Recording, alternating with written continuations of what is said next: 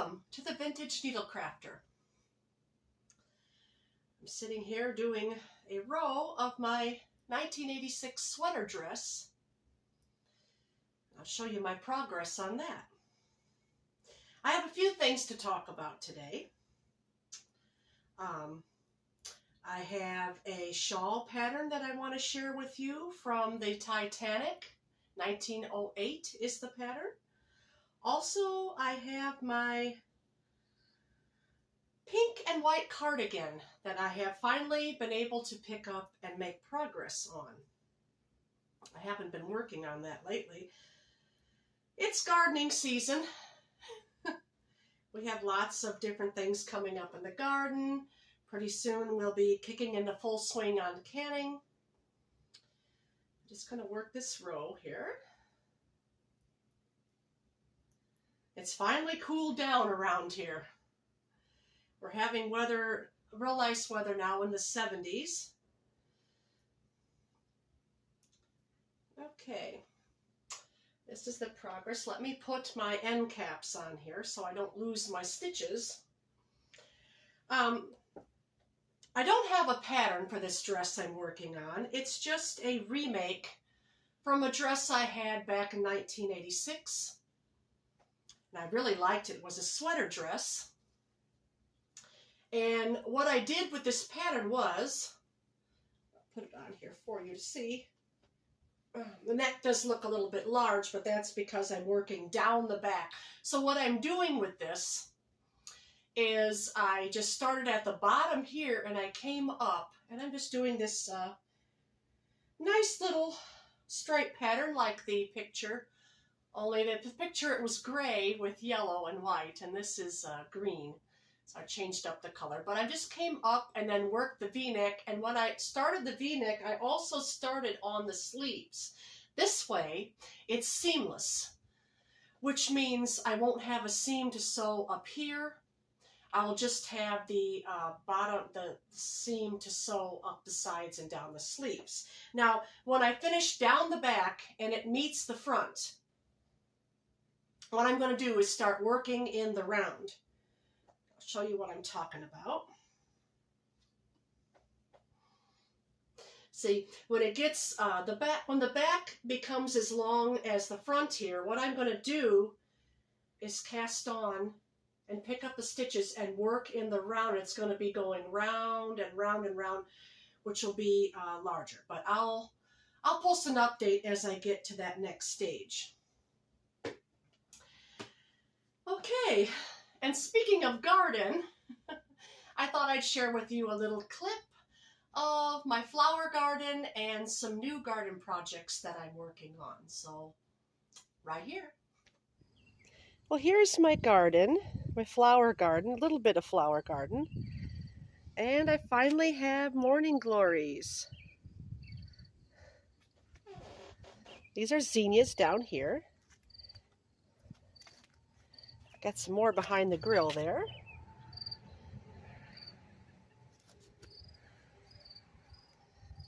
My little friend is out here with me.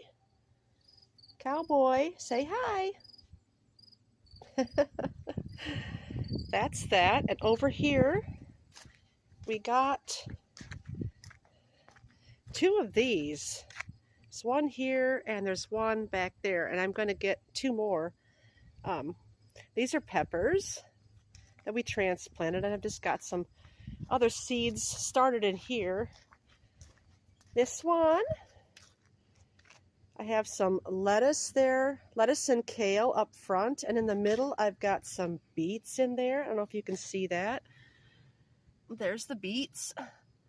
And in back we've got some basil, and I only see just one or two lonely little sprouts. Hopefully more will come up from there. But that's it. That's our little backdoor garden. Okay. Our main garden is around the other side of the house. I hope you enjoyed that little clip. And now I want to share with you my pink and white cardigan. I have finally made progress on it, and now I have finished the other side. I'll put this on so you can see the progress.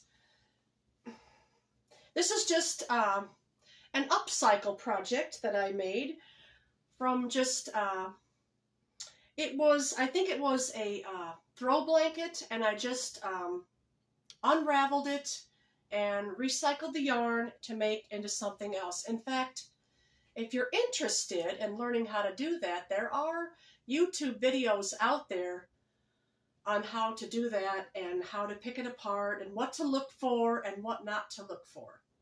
But here is my progress on my pink and white cardigan. It's a very nice length. Only thing I have to do now is just set in the sleeves, and I want to put a button up here at the top. And originally I thought maybe I would put buttons all the way down, but I changed my mind because I kind of like the openness of it and the way it looks that way. That's that.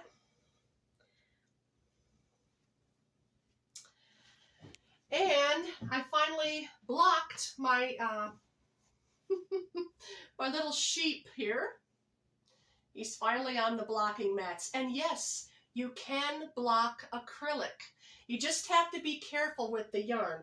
And what I do, when I block acrylic, I will dampen it slightly, put it on the blocking mat with the pins, and then I will take a thick wet washcloth or dampened washcloth and my iron on the very lowest setting that you can put it at, and just quickly go over it and press it.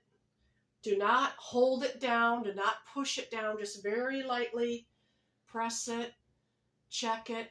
You should not burn or scorch the yarn that way. If you've got it too high of setting, or if you're pushing too much or leaving it for more than a second or two, you're going to melt the yarn and it will shrink up incredibly. But anyway, this blocking mat is just the one I use, and the pins for that are just rainbow. They are Knitter's Pride rainbow pins. Just come in a box like this, knit blockers, different colors. I like the different colors. That's what I use. Anyway, I want to get on with talking to you about the project that I'm starting. It's called the, it's a square crocheted shawl. And if you go to the YouTube channel, let's see, she's called Just Vintage Crochet. And she has a link on her video. It's called the Titanic shawl, where you can go to Ravelry, and it's only $2 to just download the pattern.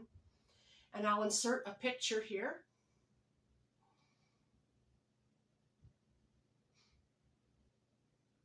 That's a really lovely shawl.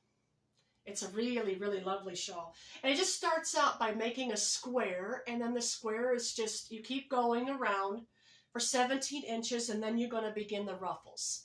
I've just started it. This is just my start. Mine's about 7 inches so far. And I am using this lace weight wool. It's got a slight bit of mohair in it. It was from a cone, and I got it at a thrift store, the large cone. And I just used my wool winder and just wound it in cakes. And I got quite a few cakes out of it, so I should have enough to finish that. And these are the cakes I made up from the other cone, and this is what I'm using on my dress. It's a wool and acrylic combination, and it's a fingering weight. So I want a nice light dress for that. Okay. I think that's all I had to share today. Oh, there is one more thing that I have been working on, and I need to go on a little rant to say about this, because this I'm recycling. I'm upcycling the yarn. This is 100% cotton. This is why I picked this up at the thrift store. I don't see too many 100% cotton articles. This was a cardigan, and I'm just upcycling the yarn. It's very nice. It's a very nice cotton. It looks like to be a sport weight. It was machine knitted because it has all these little separate strands. And when you take apart something that is machine stitched, you'll discover that it's not twisted together like you would with commercial yarn. Like this here that I'm working on with the pink and white cardigan. You see all those little strands in there? It's a little bit tricky to knit with. You just have to be a little extra careful. But this was a dilly of a thing, I tell you. I have not gotten as much yarn on this. And it's when they machine stitched it in the factory, it's 2 strands intercrossing, which makes it a little bit more challenging, to say the least, to take apart. I got frustrated and I almost threw it in the garbage. My husband told me, well, just walk away from it and come back and maybe it'll be better. And it was. I finally figured out it was intercrossed. But I have so far gotten 6 nice size balls of that. It's not going to be enough for a garment. But this, I think, would make nice socks because I ordered online on Amazon some nylon thread.